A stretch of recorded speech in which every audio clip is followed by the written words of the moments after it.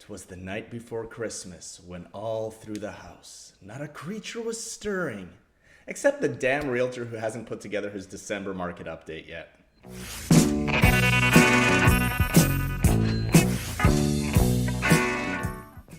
Hello everyone, and thanks for tuning in to the December 2024 edition of our Greater Vancouver Market update.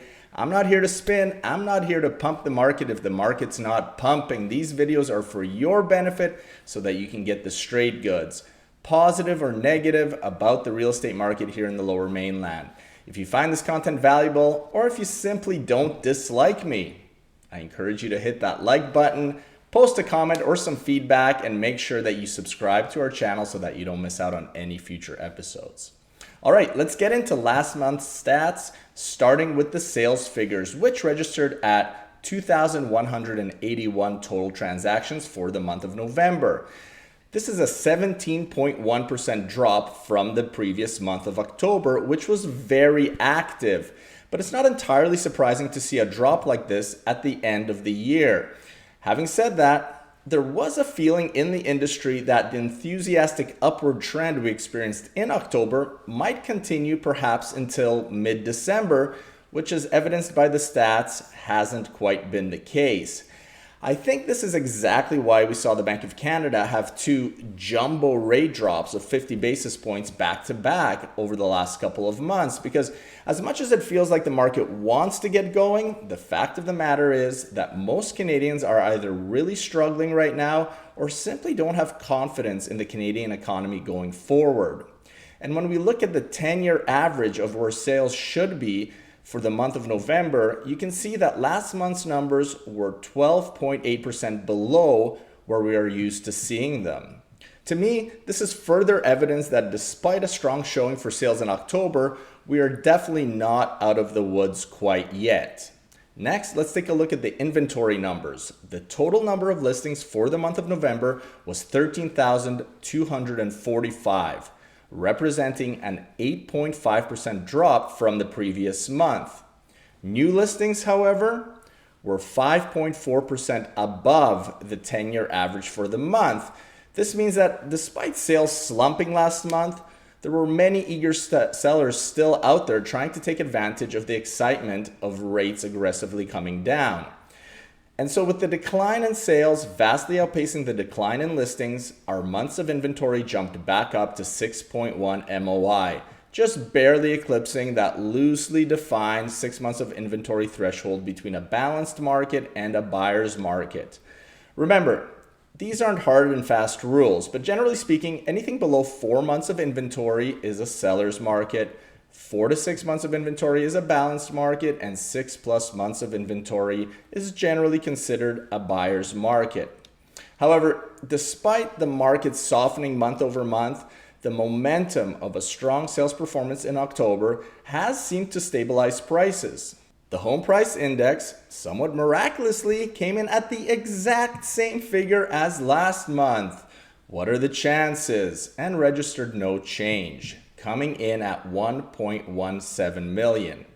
Now, one narrative that is very easy to craft around this is that before prices start going back up, they need to level out, and that's what just happened.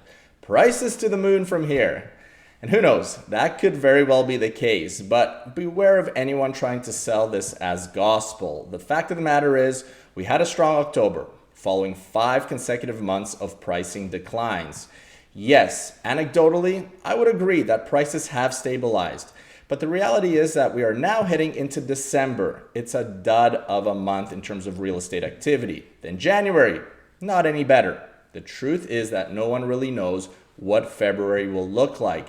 And if they're trying to convince you that they do, don't buy the snake oil. All right, that's it for the stats. Keep a lookout for our editorial segment of the update on our various social feeds in the coming days. Unless, of course, you're watching this on YouTube. In that case, that portion of the update starts now. These boots are made for walking, and that's just what they'll do. I've said this so many times before. Stats, as great as they are, because they're perceived to be the cold, hard numbers, only tell part of the story. You may question this by saying, well, the number of sales that happens in a given month is what it is. The number of listings that are out there is what it is. Average days on the market, it is what it is. But is it? How many of those new listings are actually new listings? How many of them are properties that haven't sold for 2 to 3 months that are simply getting relisted? The board doesn't really track that. Average days on the market is another great example of this. If a property sits on the market for 2 months at a certain price, reaching a breaking point for the seller, then gets relisted at a much more aggressive, lower price and sells within 7 days, how does that affect the stats? That listing that sat on the market for 2 months doesn't factor into the days on market equation because it didn't sell. But the listing of the same property at a lower price that sold in 5 days all of a sudden drastically brings down the stats for average days on market because it sold quickly. Same property, new listing, sold in 5 days, but the reality is that it could have been on the market for several months before that. So all I'm saying here is the data which is being released each month is imperfect at best. On the other hand, evidence from having boots on the ground, as this segment is called, as great as it is also extremely subjective. Just because we had a positive last couple of months, does that necessarily mean that we're in a strong market? Of course not. There are a multitude of reasons why an individual agent could have several consecutive months of strong sales despite the market being relatively weak, teetering on balanced market territory, as is the case right now. Having said all that, I can only comment on what I've experienced. So here's what we are seeing. Speaking honestly, we have had a very busy and successful last 60 to 75 days. There has definitely been a surge in buyer activity compared to what we saw from basically spring break of this year until October. We managed to sell the vast majority of the inventory that we were sitting on. And to be very open and transparent with you, this was challenging because some of these homes we were trying to sell for a number of months. And to what I alluded to earlier, this would not be reflected in average days on market because we had to relist many of these properties multiple times. And as we approach the end of the year, the reality is that many stale listings will expire. A lot of people will pull their properties off the market as well in order to not be disturbed during the holidays. And we should once again begin to see a level of scarcity with regards to the number of options that buyers have. So, what will next year bring? Well, my personal belief is that because a lot of the good inventory has been swallowed up in recent months, and because interest rates are falling, and because there have been so many buyers sitting on the sidelines trying to time the market, I genuinely believe that we will have a very strong year in terms of sales volume in 2025. And I have a feeling that folks won't be waiting until the spring as they traditionally do. I expect for there to be quite a flurry of activity starting as early as maybe the 2nd to 3rd week of January, and then who knows how long it goes. That's just my personal prediction. I've been known to be wrong before. But I can't tell you this. I'm not ready to predict runaway prices like we've seen in the past. I think we will have a very competitive, active market in 2025, a healthy market.